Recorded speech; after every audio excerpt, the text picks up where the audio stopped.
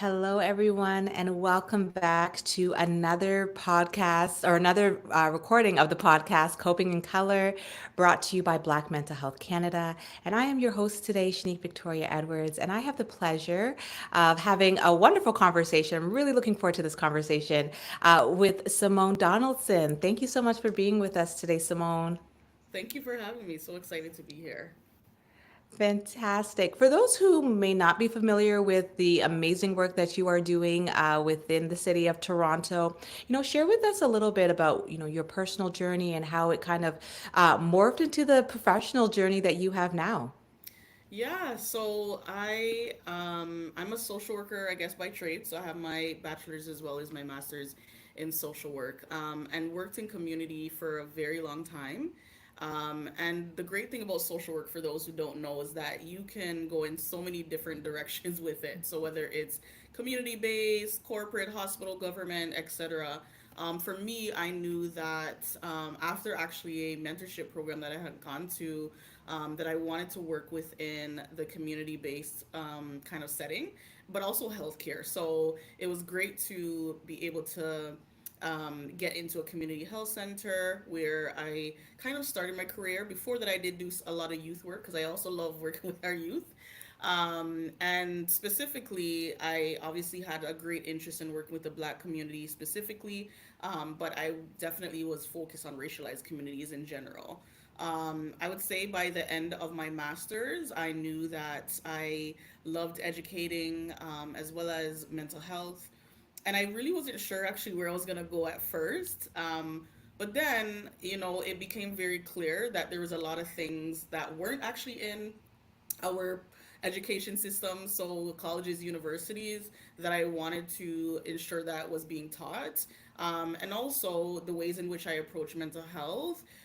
It wasn't something, for instance, that was necessarily highlighted like the CBTs or, just all these evidence-based kind of modalities. And so, I felt like I felt led really to kind of open my own practice, and a lot of that was also based on this idea at the time where there was a lot of hardship, a lot of separation, a lot of divide happening in our world. I believe this is around 2018 or so. And so this idea of love and the true understanding of it was about putting humanity at the center of it all. And I could go into a longer story about that, but really, this is kind of where agape lens. So, agape means, the highest level of love, God's love, unconditional love. And for me, that is the center of kind of how I approach the work that I do, whether it's therapy or the workshops, the healing circles, the executive coaching, and all of that. And so, yeah, I feel really blessed to be in the position that I'm in. I'm doing work that I feel called to do, and that I love to do, although it can become burdensome, of course, being a Black person myself. But I absolutely love the work that I'm doing. And I could definitely feel the passion of what you're doing just radiate right now through the screen for me. And as you mentioned, 2018, all the way into like 2020 was a really hard time when it came to Black mental health. There was so much that was Absolutely. happening in the world, in the States, for example, and how that also migrated up here. And one of the things that has come up a lot has been this conversation around access and the difficulty in accessing mental health resources and support specifically for Black individuals. From your experience, can you speak a little bit to what are the unique challenges and barriers that Black people face in terms of access? Absolutely. So I think there's so many, and I think oftentimes we do focus on the access because of money, right? And it's a big, it truly is one of the biggest barriers, especially when you're trying to connect with someone who you feel like maybe you could connect with a bit more. So, for instance, in a private practice, that sometimes can be cost effective. Like it could be quite costly for some folks. But then also we have the biggest challenge for me in terms of access is actually access to people that really are going to allow people to walk in with their full Black identity, whatever that is for them. That access to being seen and feeling safe, in who you are, going into these experiences where you have to be vulnerable. Mhm. where you hope to be believed in your experiences of things like microaggressions. I feel Mhm. like that is the access that often we don't talk about that is very unique for Black folks, and creates a barrier for them to truly access parts of their wounds that they never have and would like to, Mhm. and to kind of move through a healing journey in a way that is sustainable versus one that maybe prepares them to breathe and feel a little grounded just for a moment only. Mhm. So those are some you. So for me, that is the biggest type. But of course, when we look at systemic racism, we know that the impact in institutions or the one-on-one interaction, poverty unfortunately is a big experience for a lot of our Mhm. clients, and then also for some of the modalities that are being used when we don't take a holistic approach or an approach that is so grounded in building rapport, in my opinion, Mhm. Mhm. it really lends to um, just not creating a really great kind of opportunity for folks to access therapy or address their mental Mhm. health in ways that they should. Because also we don't, we weren't born, we were born alone, but we are a people, and a community that's impacted. And so to not consider the whole and only a part of our experience, I think is a detriment to our wellness. Mhm. Mhm. In my preparation, I came across Oh, I think there's a little bit of a lag. wellness groups or doing some of your corporate coaching and trainings. And a lot of times the question that gets posed is, okay, how does racial trauma actually, or the impacts of systemic racism, discrimination, intergenerational trauma, how does it actually show up within the Black community, and how does it actually impact their mental well-being? From your experience, are there some things that, perhaps if there's a therapist who's not really quite familiar, perhaps with how this may present in a client, some things to perhaps to look out for? Yeah, I think there's many things. So if I were to think about some of the top ones that I'm often seeing in office, I think about this idea of imposter syndrome. I think that when we talk about imposter syndrome and when we actually understand the history behind it, we know that it was developed during a time where women's rights were, um, a challenge and being challenged. It happened during a time when it was like, women trying to enter the workforce and how they often felt in those spaces. Um, and so and then it was about like a just this individual kind of experience of feeling like an imposter, right? Like you don't belong there, you're inadequate in Hmm. what you're trying to do. And I often do hear a lot of the individuals that I see talk about imposter syndrome and feeling like, this workplace is not for them, maybe, or maybe they don't belong.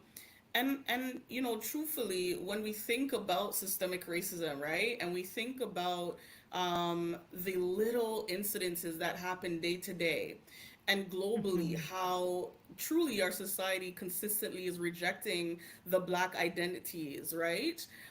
One is going to feel as though they're less than. We're going to internalize that how we show up at work, whether it is our physical appearance, the way that we talk, the creative ideas that we have, actually aren't going to be up to par because whiteness is the standard. And so when that is the case, is it really imposter syndrome versus internalized racism? So for Yeah. me, that is one of the ways that it absolutely shows up for our Black communities. And the truth is, unfortunately, because success in our world um, is very much related to, for instance, our work and just all these different things, a lot of times even our identity is connected to our work status, right? But again, if the work status is covered in whiteness and we're not that, there is this automatic experience of feeling like, oh, I have to adapt, adjust my natural ways of being and thinking and feeling in order to fit in order to feel a part of, in order to belong. And so that's just one example, I believe, that I see often, time and time again, of how racial trauma kind of shows up for people.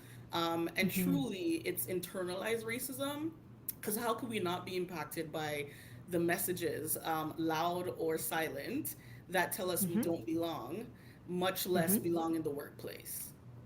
right? Absolutely. And I mean, to even transfer this over to the individual themselves, right? Sometimes symptoms of depression and anxiety do not present themselves the same way in marginalized and racialized Right. communities as, for example, per our diagnostic manual tells us, Exactly. this Exactly. checklist. And so, for an individual who may be thinking, I know something is off with me, but I'm still getting through the day. I'm still showing up at work. I'm Yeah. still able to be with my family, but I'm feeling maybe even disconnected, if that's the word that they would go on to use, but just something is off. But for that individual, what are some things that you can maybe highlight that for them to maybe be aware of, that perhaps maybe you should maybe talk to someone or get some help? Yeah, so there's many ways that I go about it. It's funny because even when I'm doing, the intake with folks, I'm going to talk about maybe black women right now, for instance, right? And I think, again, when your appearance is constantly being, surveillance, whether it's our hair or the clothes that we wear, as an example, sometimes the appearance becomes like the protection for a lot of black women. It becomes the guard. It becomes, the thing that we try to do to either adapt, to feel accepted, etc. It really is something that we put a lot of time and energy into, oftentimes, right? Not all of us, of course. This is never a blanket statement thing. And so sometimes when I'm even looking at things like hygiene, right? Like, how is your hygiene? I'm not just looking at, are you showering every day, 2 times a day? I'm looking at, how are you grooming yourself, and does that look different than it used to? Because I do understand the pressure of our appearance in this world, whether it's because of a cultural thing or it's because of the societal pieces that, again, demean and or don't look at our beauty standards as, acceptable. So that's one thing that I look at. I also think about the black woman and the strong black woman narrative, and I look at the level of resilience, toxic resilience, really, because I always say there's a good, bad, and ugly kind of, parts of resilience. I really do believe there's a part for us to honor. There's parts of it that really have taken us to where we are today, but there's also a part that's allowed us to normalize survival and like being resilient and pushing through. And so some things that I would also look at is, how often are you pushing through? How often are you doing these things that actually allow you to negate how you're actually feeling, what you're actually experiencing, how much help, support are you getting, validation, rest. I'm looking at these different types of things to assess, well, how is your depression then looking? Because I think, when we think of the strong black woman narrative, this person does appear like they have it all together, right? They don't typically cry, or they seem like they have all the things, all the tools and whatnot to get through tough times. But just because you can get through tough times doesn't mean you're not having tough times. It doesn't mean that you're not maybe silently sometimes thinking a particular way about yourself. And so I'm looking at these experiences as a way to kind of assess and support, and see how people are showing up. Because also the access to emotions, which is, a whole other conversation maybe, but the access to the emotions is a whole other story, right? Like, society again sees a strong, angry black woman, and then culture, because of survival, often also has said, you gotta be strong, don't cry, don't do these things. And so when we do anything outside of, for instance, the anger, the irritation, the whatever it is, it's like, you're weak, something's wrong with you. This is not what it means to be a black person. And so I look at that, like, how are you actually accessing your emotions? And how is that kind of looking? Because it might look like irritation and it's depression. It might look like anger and it's really depression, but they don't know how else to externalize their experience, right? So Yeah. those are just a few things that I kind of look at. Yeah, amazing examples. Hmm. And in that vein of, this idea around being perceived as weak, there is a lot of stigma within, Absolutely. especially Black community, even today, even though there's been so much work, I would say, in psychoeducation and making us more aware of certain things like racial trauma, like internalized racism. Yeah. But there is still that stigma that oftentimes stands in the way when it comes to accessing or reaching out for help and support. And, based on your evaluation, how important is it for us to really prioritize conversations and discussions within our families, within our communities, about mental health, and how can we, go about doing that? It's detrimental. It's really detrimental. And I think there's many ways that we could go about it. It's difficult, right? Because again, when we talked about access at the beginning, some of the ways in which these conversations can be had, like in a community setting, like or a communal setting. So with a bunch of women sitting down at the table and having a discussion, or at certain organizations, because I do believe it shouldn't just be our role to create these conversations, Yeah. although we do have the responsibility to also take our wellness into our hands, and I believe we do have the power to do that. And so I think it's important that we find ways to have these conversations maybe in the places that we typically are. So whether it's the church or the synagogue, or Mhm. the temple, for instance, like wherever. Because for sure, one thing I do know is that this like our spiritual lives in the Black community often seems to be the thing that gives people hope and direction and guidance. And so that might be a place to meet them. What I will say is that I do think we do have some places where people kind of informally do this already. So the barber shop, the hairdressing Yeah. places, those have always been places of great discussion, and we don't even Yeah. realize it. But we can set an intention in the conversations we're having in these places, right? And then I think like it is important with our own friend groups, and when we have a barbecue or something, that maybe there's one courageous person that has a question that allows people to have the conversations. Watching television with your parents and saying, hey, what do you think about this, and having those kind of conversations. I think there's many ways that we could do it. I do think some structure at times is necessary. And also experts, right? We need experts in the areas as well to be able to communicate these things.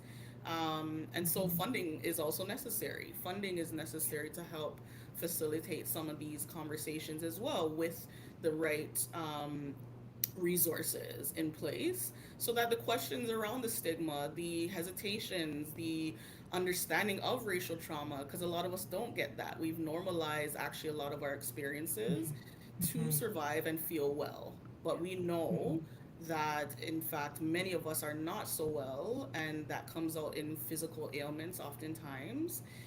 And that's when we know, unfortunately. So yeah, I think there's many ways that we can and definitely should go about having these conversations. Yeah, I completely agree with you. And in line with that, this idea that, it is also on the therapists and people in this space, educators in this space as well, to create avenues in which we can really kind of explore this.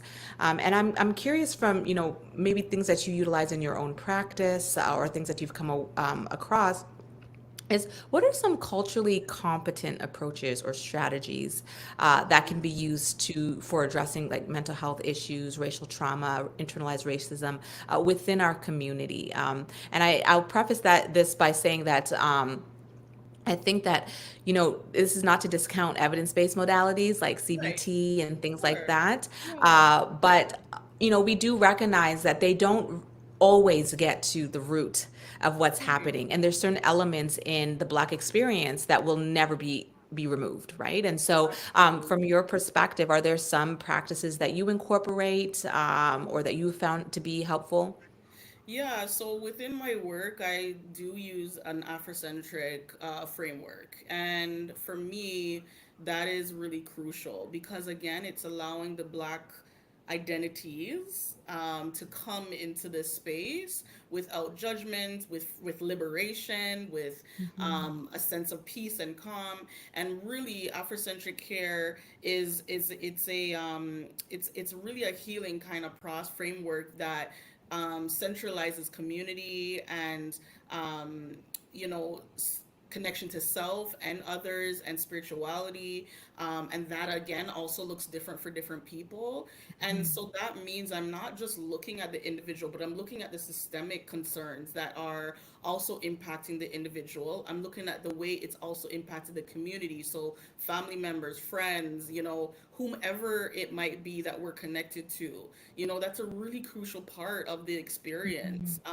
And then also like that spiritual part, it's like it's that knowing, it's like there's something bigger than us out here, right? And so that framework for me is so crucial because it also allows us to again adapt to some of the African principles.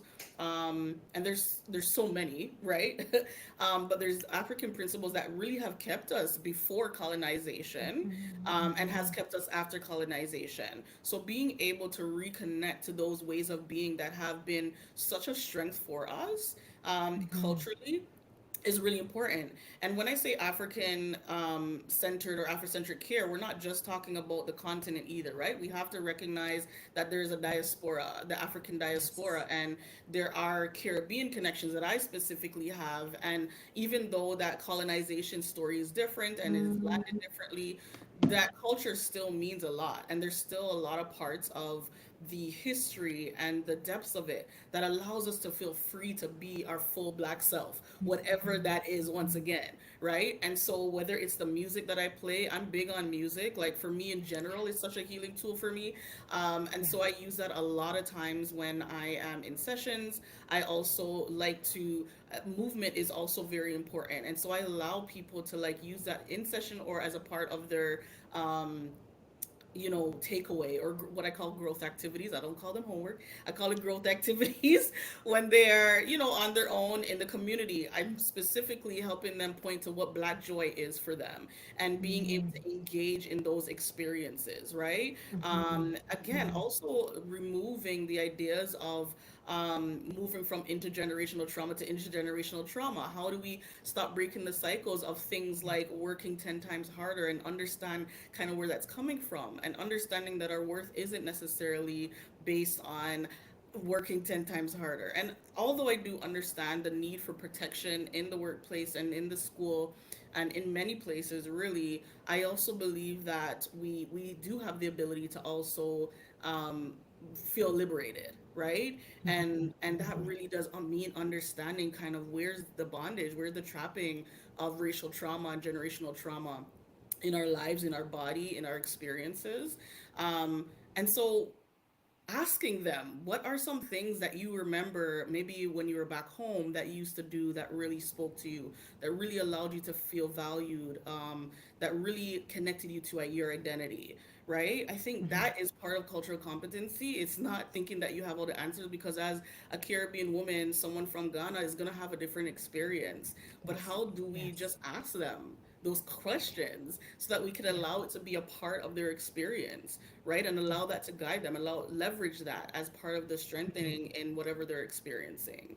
That's a huge part actually. It's just asking people the questions about, what they remember from back home or what it is they grew up with and how those things were a part of their joy experiences and feeling loved and cared for experiences and strength and all those things. I hope that helped. Yeah. And I think one of the things I'm getting from what you're saying is the importance of creating space, Yes, right? Kind of getting out of maybe our own discomfort or lack of knowledge, and just creating that space for their experience to shine through, Black absolutely. people's experience to shine through. And this kind of brings me to the thought of the Black therapist, and Mhm. oftentimes, within this work, as I'm sure you know, it can be heavy sometimes when we're trying to create that space, especially when, for some people, maybe the first time they've ever, been to therapy and not sure what's going on, and then all of a sudden things are all coming out. And so, how can a Black therapist best support themselves as they, attend to their Black clients and give to the community? Well, I'm big on community all the way through. It's definitely one of my top values. It's like something that I'm like I cheer on the idea of community building. I usually call it village building. I'm so big on relationships, and again, looking back at Agape Lens, the name of it, the heart of it, to me, that humanity piece, like the Ubuntu piece, like I am because we are, so Ubuntu is like Yes. Swahili, African Yes. principle. I'm so big on that. I feel like you cannot survive in this world without community, really, and we shouldn't. And science has backed it up, but our ancestors knew it long before scientists knew it, right? Um, and so I think, like, in our practices as Black therapists, you need your people, and it doesn't have to be a bunch of people. It could be a few people, but I think that's the number one, is that you need to have other Black therapists specifically who you can connect with, because the level Yes. of, again, imposter syndrome that we also feel in the field, especially when we're not supporting clients in the same way through these evidence Yes. practices, or the way that we've been told, not to make facial expressions, or the whole issues around boundaries, which again is a whole other thing. Like, and we know that the connection that we have with our clients is actually quite key to their Yeah. growth and to their ability to see themselves differently. Community is where you're able to lean on and know that you're doing just fine, and likely get some encouragement and support from that. I think also, as therapists, we should have our own therapists, because the truth is, as much knowledge as we have and understanding we have, we're also going through it. Right. And Yes. so to have our own therapist, I think, is also quite crucial actually to this work, because we are dealing with our own internalized racism, we're dealing with our own microaggressions every day.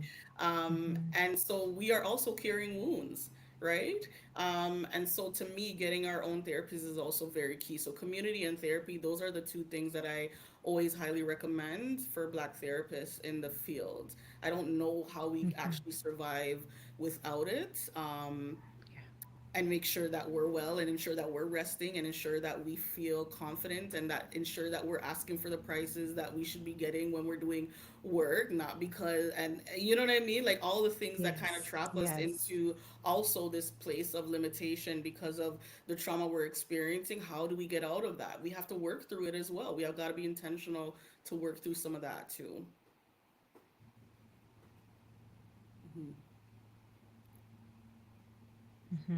That's one of the questions that comes to me all the time as a therapist.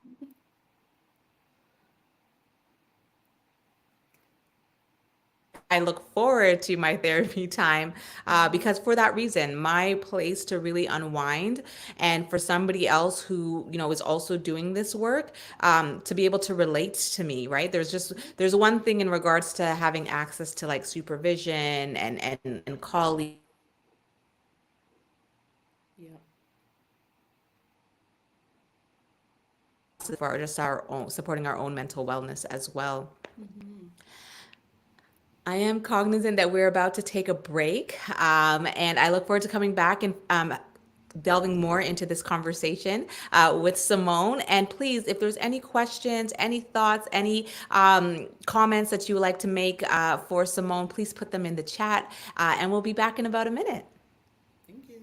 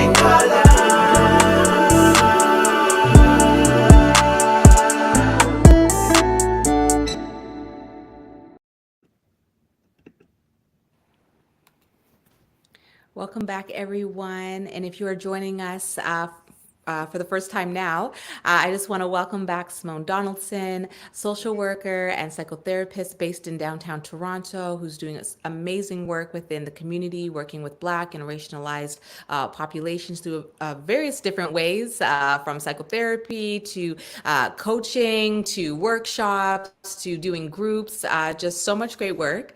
And before we went on our break, we were talking about culturally competent interventions and strategies that can be used to support the mental wellness of the Black community.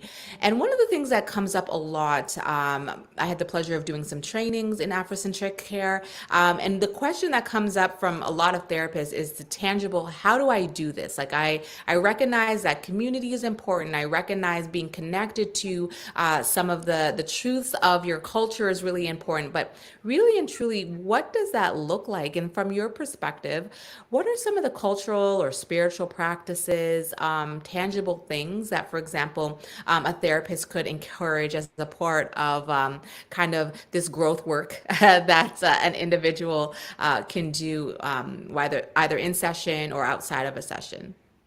Oh wow, there's so many things. So one of the things that I might use, for instance, is like the Adinkra symbol. So these are symbols that were created, I believe it was the Ivory Coast, but then also like in West Africa. But they're all throughout really the continent, and they symbolize many different things, whether they're principles or just kinds of ways of life within the African kind of diaspora. And so I might use these symbols and the because often there's like a value and principle, like I said, connected to it. For me, values work is also really important. So I often do have people look at their values. What are their values? Why are they your values? How are you connected to these values? How are the people in your life connected to the values? And it's one of the most powerful, like, honestly, exercises that I do, because I often hear people coming back and say, Simone, I was talking about this, or I was doing this experience, and da da da da. And I was like, but does this align with my values, right?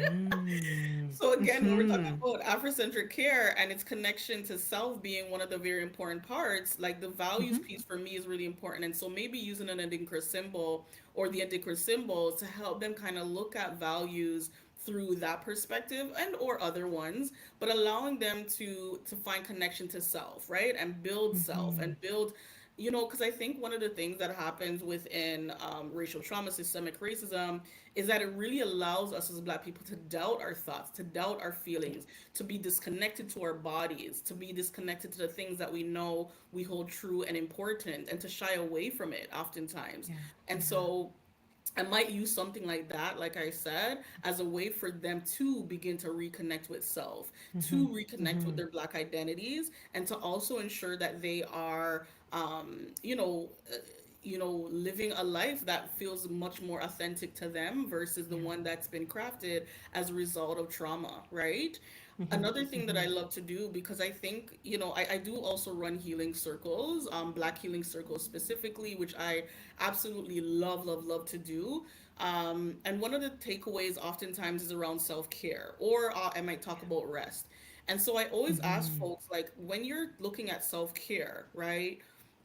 Again, we're not talking about the massage and all of that, obviously. I want you to look at like the racial wounds. What are some of the racial wounds in these different areas of your life that have been impacting your day-to-day life, right? So if we're looking at your emotional health, for instance, what was it that you saw in the home? What was role modeled for you as it relates to emotions? Did you ever see your mom or dad cry?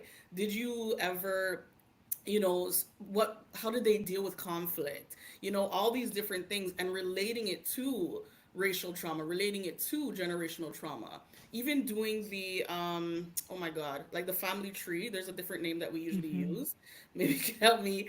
But if we're looking at like the family tree and looking at how emotions were often looked at or discussed or addressed, and looking how perhaps racial trauma, generational trauma, might be a part of that story or was a part of that experience. How could we look at the parts of it that are to be honored? Because again, a lot of the ways in which we do emote or don't emote is based on survival, and we can't be blamed for survival when we're in a world that is just so violent to us in many ways.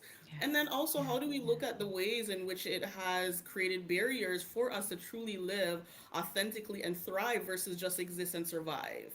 Right? So, those are some ways and some tools that sometimes I might use to really allow people to look at the impact of racial trauma on their lives and their Black identity. And through the Afrocentric lens, we're being very cognizant of how is this Black identity so useful and helpful, and how has it brought us thus far, or what are the strengths in this, but also what are the parts of our true reality that have created a barrier and has allowed us to remain in this survival mode. So those are some things that that we might talk about, that we might explore as a way to utilize this Afrocentric care, because it also, what it does, it's not allowing it's allowing us to look again at community. It's allowing us to also heal sometimes these relationships, or at least soften some of the ways in which we're seeing the ways our parents maybe parented us, or our grandparents treated us or spoke to us, right? So the hope is that there's healing going beyond just the individual, which is very central to Afrocentric care. We're thinking about the impact from generations ago.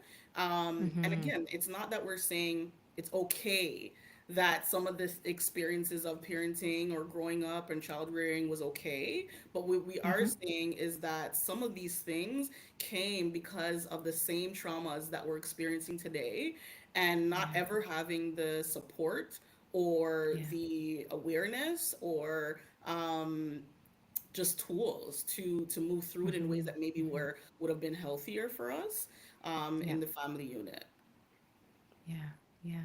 And when I think about inclusive and equitable mental health services, on one end of the spectrum, we have critics who may argue that Afrocentric care is not quite evidence based. And the way you laid it out so beautifully, by the way, is it really kind of imparted to me, and something that I often say is that this is not a 12-step kind of module that we, walk through with our clients. Is very flexible. It's very fluid. It's very much so about helping this individual become very in tune with themselves. And there's not one way. You said it's very unique to each and every individual. So on one side we have the critics who are like, okay, it's not Afrocentric care. That's very, Western philosophy, even though we know there's effectiveness based on certain studies that have come out of Africa.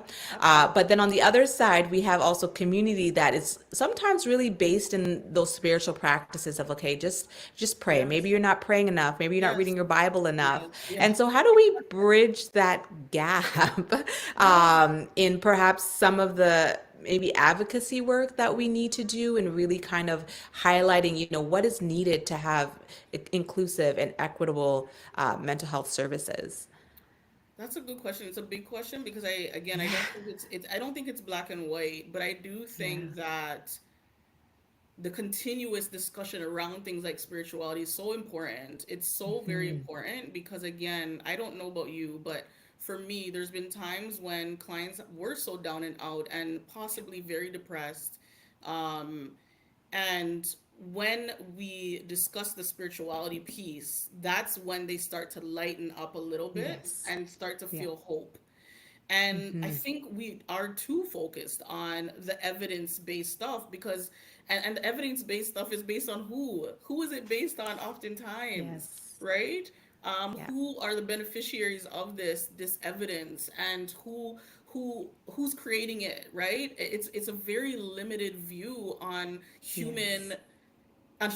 It really is a limited view, because the people that are creating it, the people that are being tested, the things that are being tested, it doesn't consider one's whole self, right? One's whole experience. And racial trauma is often missing from that experience. Culture is yes, often missing from those evidence-based, the research, etc. And so you're missing parts of people, right? And so being able to advocate and talk about those things like on a wider scale is extremely important. And actually doing some research around the things that we are talking about is yes, important, which means we do need people in positions like yourself, who's in research, and being able to be the voice to look at the things that maybe are missing, is missing from the yeah, research and the evidence that's being collected, and the, you know what I mean, like we need that yes, so desperately.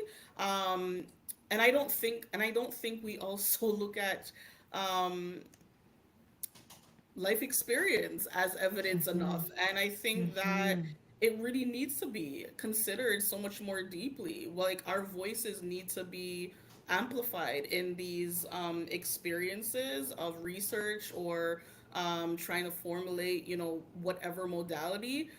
Where are the black voices? Where are the black bodies? Where are the black experiences? Because if you're not considering our experiences, then you're missing out on so very, very much.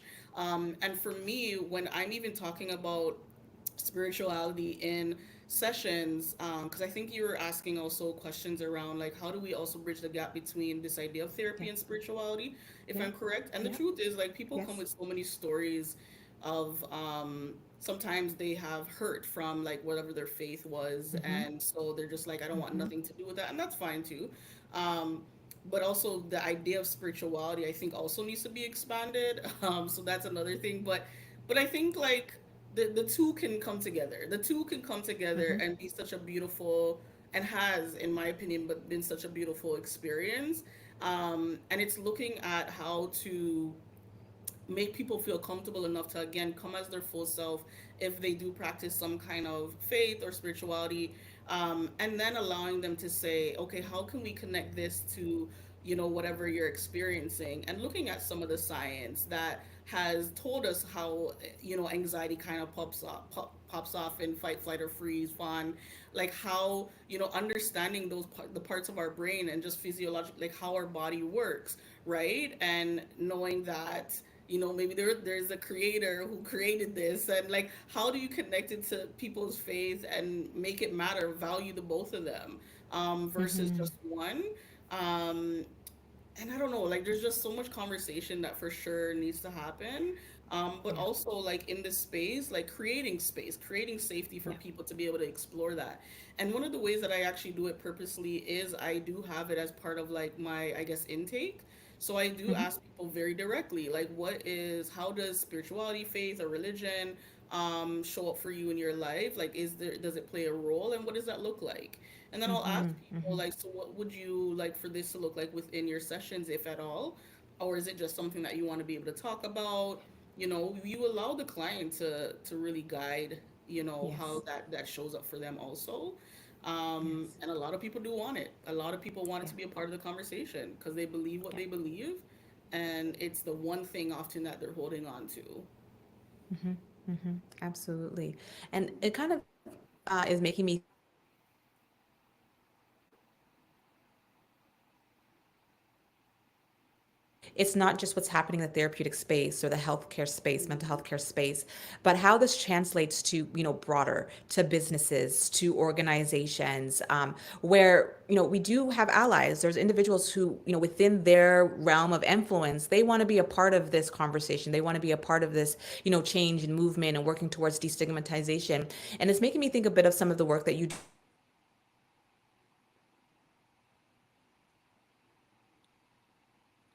and really kind of curious, what are some of the initial steps that I can do maybe as a manager or as a leader in an organization to start to cultivate a culture of safety for my black staff or my racialized staff, take into account, some of the things that we've talked about the challenges, the barriers, the systemic and intergenerational components. Any insights there that you can share? Yeah, so definitely I think like training and education is going to be really Mm-hmm. crucial. I think that even when we say black mental health, some people are kind of like, is it just because they're black people? Like, what's that Mm-hmm. about? And I think like to understand it is extremely important. We're not just talking about mental health for black people. We're talking about mental health for black people being very unique because of the consistent current day experiences of harm that is Mm-hmm. being caused as a result of racism. And this is a Mm-hmm. systemic experience, which means before your maybe therapist walks into the workplace, it's very possible they face a lot of harm already, or because of the harm that they've experienced, even getting ready for work is a burden that they have Yeah. to experience because of systemic racism. And so I think having a level of education first and foremost for them to be able to critically reflect and look at the experiences of black bodies differently is going to be important. Now, I don't want it to be like because unfortunately the ways in which cultural competency, for instance, has been taught before, it maybe caused maybe a little bit more harm than good, because again then it became Yes. this like, oh, this is how black people operate, this is how black people Yes. are.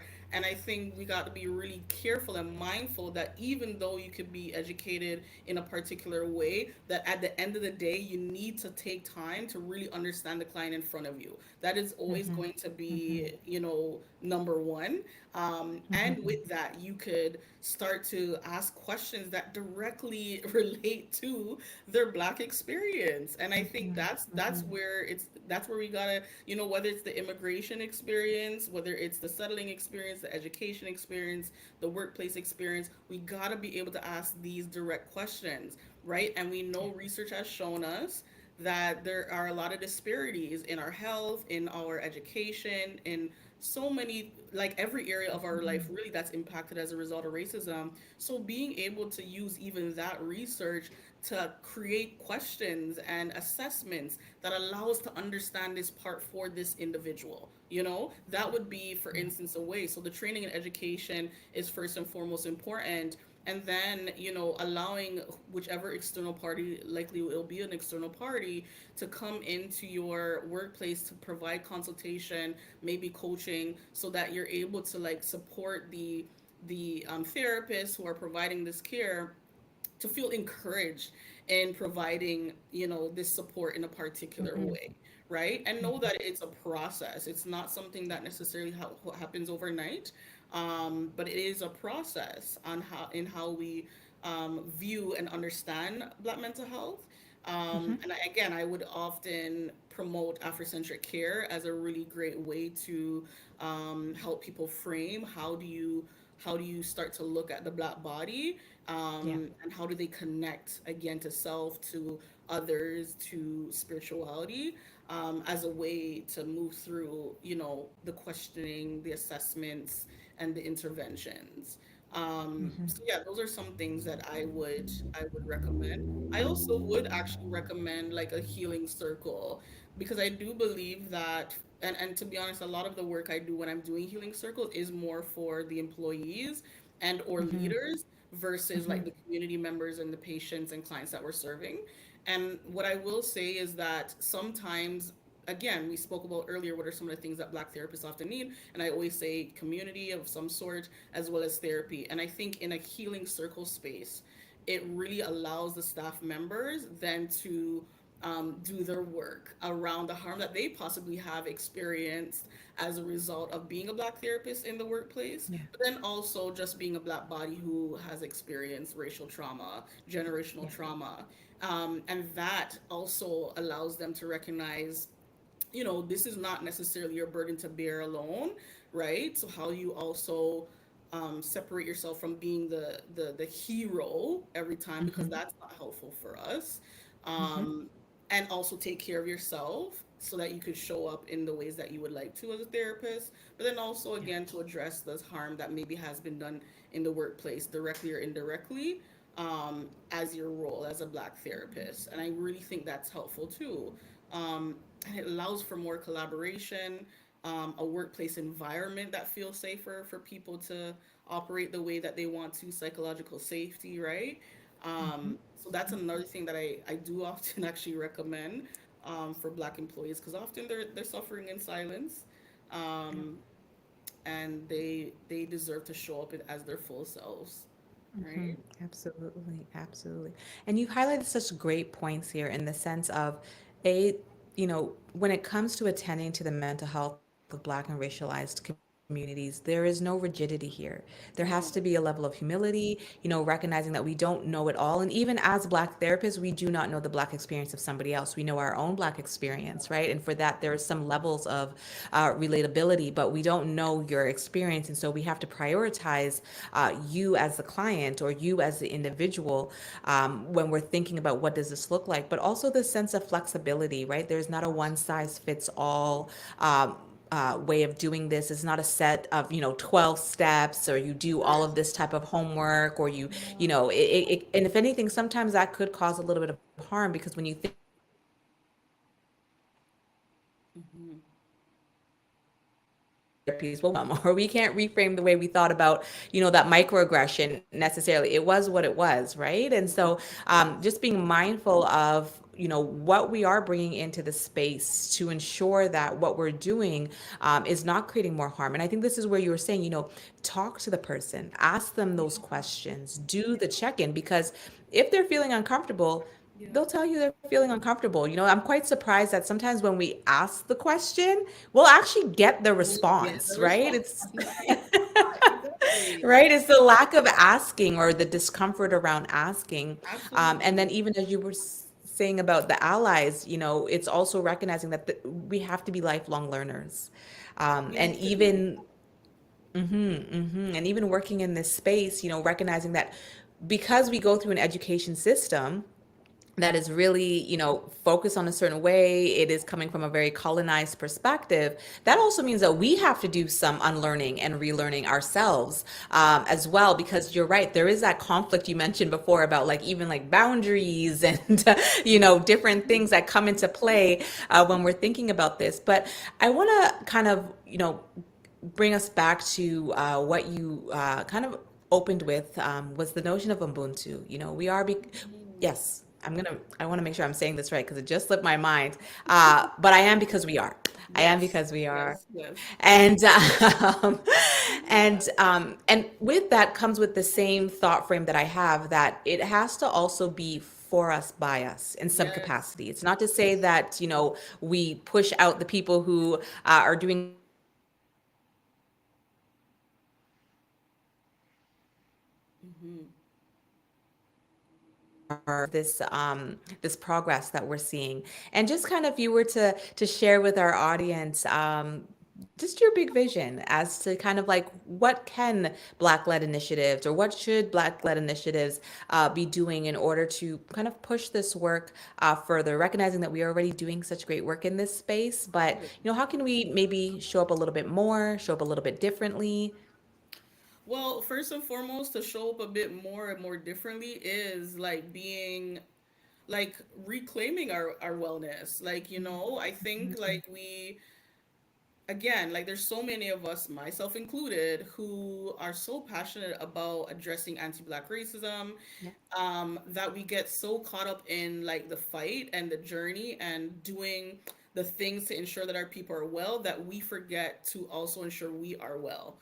And I think that's Yes. actually the most powerful thing to do, because then we can begin to lead by example around our wellness. And the truth is, a lot of the work that we have to do as individuals is breaking those generational trauma experiences, is understanding that we deserve rest, or not deserve rest, that we need rest.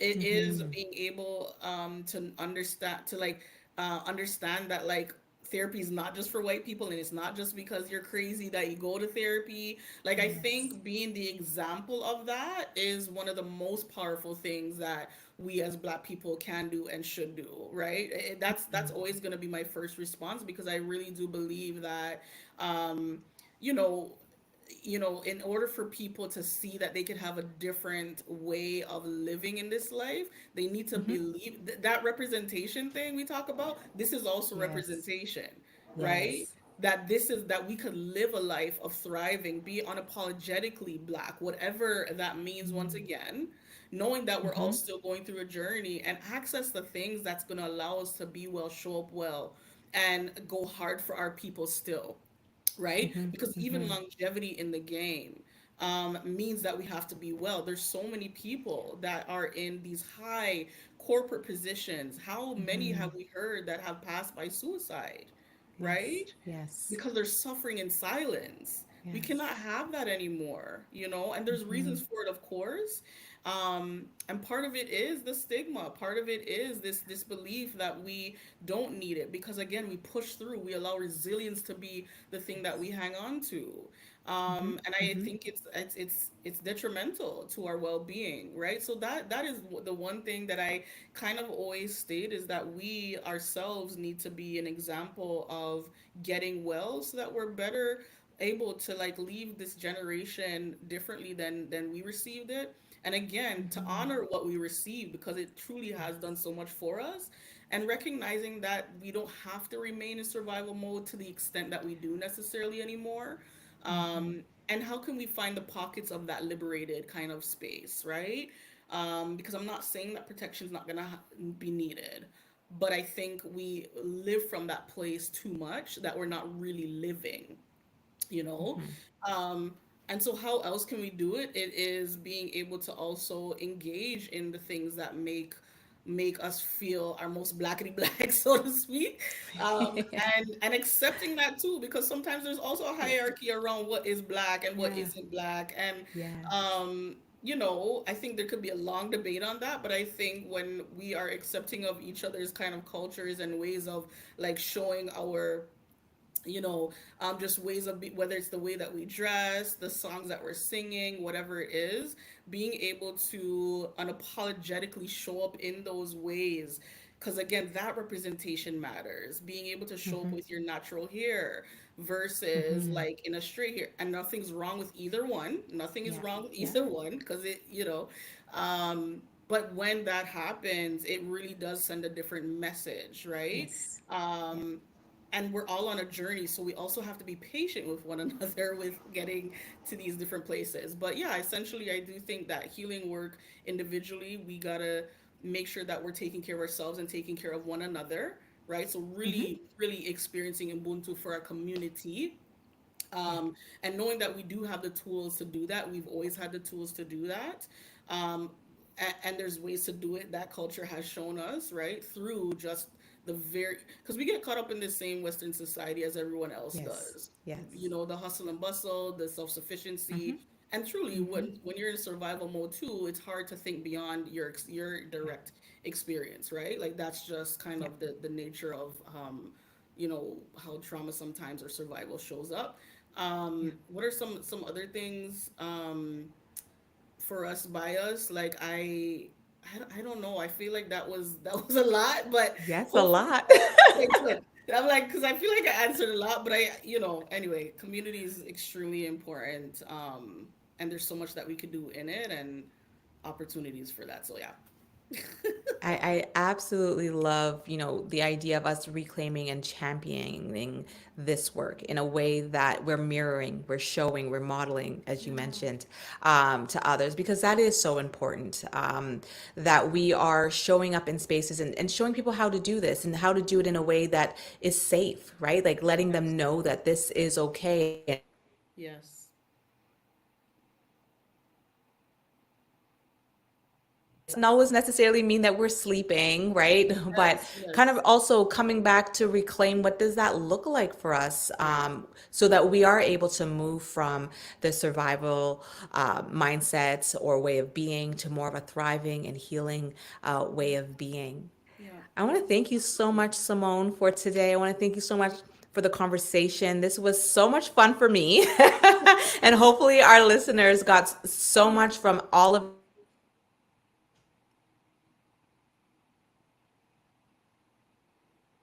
are you on Instagram or other social media channels, or how can people get a hold of you if they're interested in learning more about what you're doing? Yes, so of course our website is Agape Lens CT, so that's AGAPELENSCT.com. Our socials, so for Instagram, it's Agape AGAPE dot lens LENS. For my LinkedIn, it is either Simone Donaldson, so my first name, last name, or you can look up Agape Lens Consulting and Therapy. We're also on Facebook, kind of, sort of, sometimes, so that's also Simone Donaldson or Agape Lens Consulting and Therapy. Fantastic. Thank you again so much. And honestly, thank you so for all the work that you are doing in community. I also want to congratulate you on your nomination with the Black Professional Health Network. It's just so Thank important that you. we give people their flowers Yes. while they're here with us for all of the great work that they're doing. And to our viewers, thank you for joining us. And we hope you'll join us again for another episode of the Coping in Color podcast. Have a great day, everyone. Thank you.